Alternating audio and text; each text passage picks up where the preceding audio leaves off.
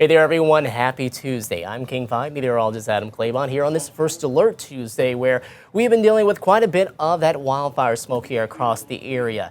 We're in First Alert mode because of the heat. More of that to come into Wednesday and Thursday, and we'll be in First Alert as we head into those 2 days as well. But for this evening, definitely are going to be continuing to keep an eye out for the poor air quality, due in part because of some of the denser smoke that we have now across the area. And so as that's going to continue to be an issue, let's go ahead and get into that, because we do have some updated information for you as far as advisories here across the area. And you can see the wildfire smoke that we have here on satellite imagery. It just looks like a milky mess. It's really smoky out there for us. You definitely can tell where the thicker plumes are out this way farther east across the state, and seeing one getting just north and west of the Spokane area there, plus noticing one down across areas closer to the Oregon and Washington state line. Really not seeing thicker plumes across this side of the state, or at least as thick as that. But we're going to be keeping an eye out for areas here west of the Cascades as well, because now we got that easterly flow, and that's helping to draw some of it even across parts of Northwest Interior, where we are now included under this air quality alert. So this is one of the updates I was referring to. We are seeing more areas included in this, Skagit and Whatcom County, as well as down around Grays Harbor and Mason counties. And also, this has been extended as far as the timeline of this air quality alert here across western Washington, now until 5 p.m. on Thursday, as opposed to it being on 5 p.m. heading into Wednesday. So you can see that right there, a lot of gray areas showing up. Thankfully, again, not as much of an impact for many of us, as a lot of it's still pretty high up in the atmosphere. Foothill communities definitely dealing with it just a bit more, and those of us who are a little more sensitive can definitely smell it here throughout the day and being a bit more impacted by it. Farther east across the state is still just quite the mess. A lot of that's banked across the eastern slopes of the Cascades, so that's where you're seeing the poorest of the air quality, very unhealthy, even in some cases too, especially in very localized areas, becoming quite hazardous. Now, the forecast as we head into the day on Wednesday, you can see unhealthy for sensitive groups still expected here across parts of western Washington, especially around parts of Puget Sound. And again, I'll mention this again for the foothill communities, as we are going to be a little higher up in elevation, where that smoke is going to be a bit more dense in those locations. And then you can see more of the impacts as you head farther east across the state as well.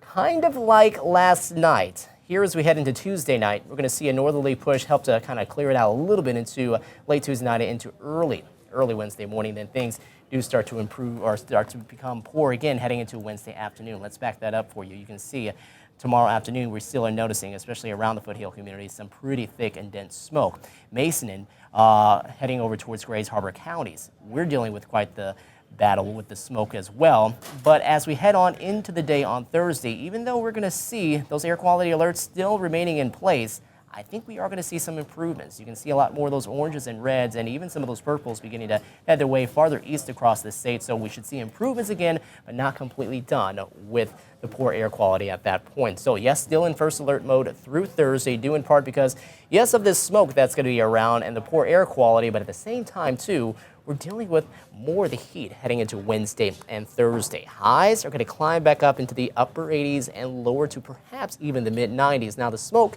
could maybe do a number and probably keep some of those numbers down by about a degree, 2 or 3, but not expecting it to really keep us from getting up at least near the 90-degree mark. And so that's going to be the important thing heading into the day tomorrow, because it's going to be tough with the smoke to get any sort of relief, to open up those windows and try to let even the little amount of cooler air that's inside of your home. So as we talk about what we're seeing here for the next couple of days, it's heat, it's smoke. That's going to be the general theme, and not too cool of overnights either, as those lows will be right around that 60-degree mark.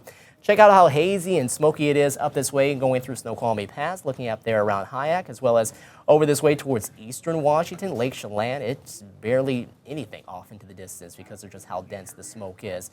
Still some improvements here. Grays Harbor County, we are under the alert, the air quality alert, but you can see out this way towards the immediate coastline, not as much of an issue there as what we're seeing across some of our other spots, like here, Granite Falls, our SchoolNet site there. Mount Pilchuck, visible yesterday, not able to be seen here in this shot for Tuesday. Bellingham, You can see very cloudy and yeah, just downright smoky here across the region, with Port Angeles faring a bit better. Clallam County definitely not under the air quality alert. We'll see some smoke haze, but definitely not nearly as much as the others of us here farther to the east, as you can see there around Tacoma, and our Everett camera looking very smoky and hazy here into the latter part of our Tuesday and heading into our Tuesday evening. Columbia Tower camera looking out towards the Cascades. You can barely tell where they are right now because they are covered by so much smoke. And here looking out at the airport, yeah, there's quite a bit of it here as well. So hazy sunshine, and at least for more of Tuesday, seasonal as far as temperatures. Upper 70s and lower 80s, not too far off from where we should normally be for this time of the year.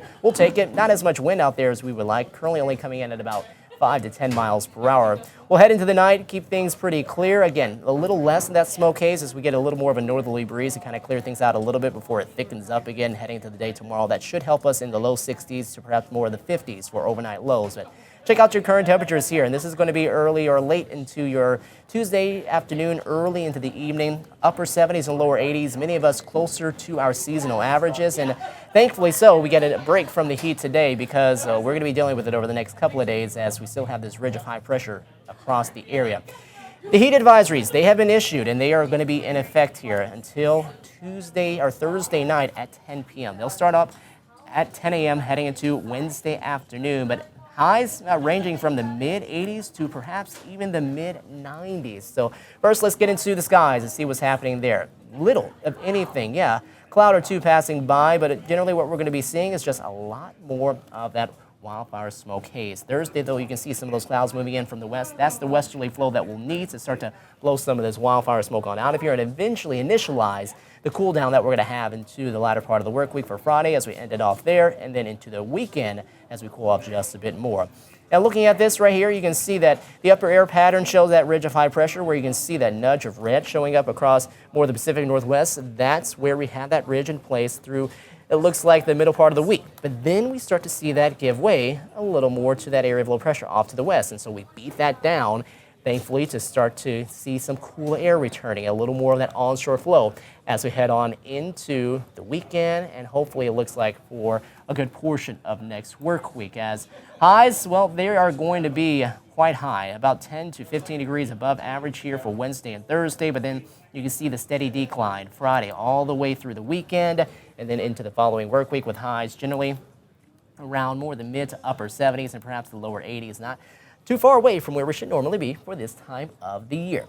So here are your lows tonight. We'll see those numbers drop down in the lower to mid 50s in a few spots, upper 50s elsewhere. So again, we get some relief on the way here as we head on into the night, so we don't have to deal with as much of the hot weather or the warmer and uncomfortable weather throughout the night. It's just that we're not able to open up those windows to let the cooler air in with some of the smoke around. And so once we get into the daytime hours and it starts to heat up quickly, it's very, very uncomfortable. As you can see, a lot of those highs tomorrow in the upper 80s to lower 90s around more of the Kitsap Peninsula, Central and South Sound. Outside of there, we're actually doing okay. Lower 80s farther to the north and off towards the west there, towards the immediate coastline. We're going to see more in the 70s for highs into Wednesday.